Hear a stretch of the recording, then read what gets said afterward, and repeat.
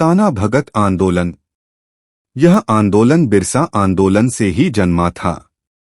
यह भी एक बहुआयामी आंदोलन था, क्योंकि इसके नायक भी अपनी सामाजिक अस्मिता, धार्मिक परंपरा और मानवीय अधिकारों के मुद्दों को लेकर आगे आए थे। यह आंदोलन सन 1914 में शुरू हुआ। ताना भगत कोई व्यक्ति नहीं, बल्कि उरांव जनजाति की एक शाखा थी, जिसने कुडुख धर्म अपनाया था। इन लोगों की स्थिति अत्यंत दयनीय थी और इनसे अधिकांशतः श्रम वाले कार्य ही कराए जाते थे।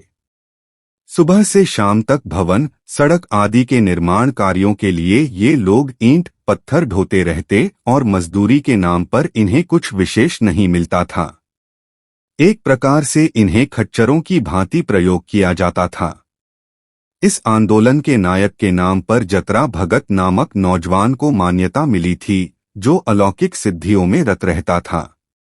जनश्रुति के आधार पर इसी जतरा भगत को धर्मेश नामक उरांव देवता ने दर्शन दिए थे और उसे कुछ निर्देश देकर इस आंदोलन को शुरू करने की आज्ञा दी थी।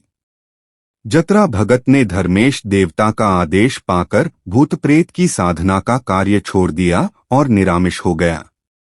उसने लोगों को अंधविश्वास में आस्था रखने से मना किया और आचरण में सात्विकता लाने का संदेश दिया। साथ ही उसने बेगार या कम मजदूरी पर काम करने वालों को ऐसा काम न करने का आदेश दिया। लोगों में जल्दी ही वह बहुत लोकप्रिय हो गया और लोग उसकी प्रत्येक बात को आत्मसात करने लगे। इससे अंग्रेज घबरा गए और उन्होंने जतरा भगत को गिरफ्तार कर लिया। इससे उरांव लोगों में रोष फैल गया।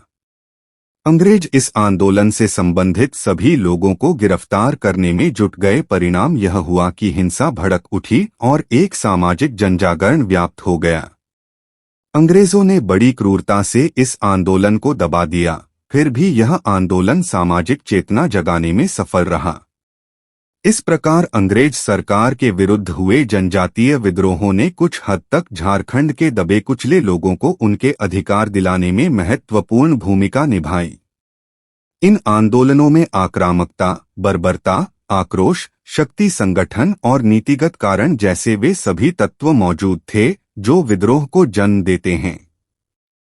झारखंड की तत्कालीन स्थिति दयनीय थी और विडंबना यह थी कि प्राकृतिक रूप से संपन्न इस क्षेत्र का शोषण और दोहन करने पहुंचे बाहरी लोगों ने यहाँ की मूल जनजातियों को लगभग बेदखल ही कर दिया था।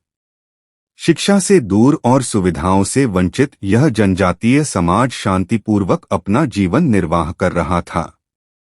उनके अपने पर्वों, रीतियों और अपने सामाजिक ताने बाने में ही उनके लिए सभी खुशियां थीं। लगभग 300 वर्ष अस्थिरता, अराजकता, शोषण, दमन, अपमान और निर्धनता के साए में रहकर भी इन जनजातियों ने अपने अस्तित्व को बचाए रखा, तो यह उनकी जिजीविषा ही है। इतने पर भी झारखंड के लोगों ने देश के प्रति अपने कर्तव्यों का निर्वाह किया।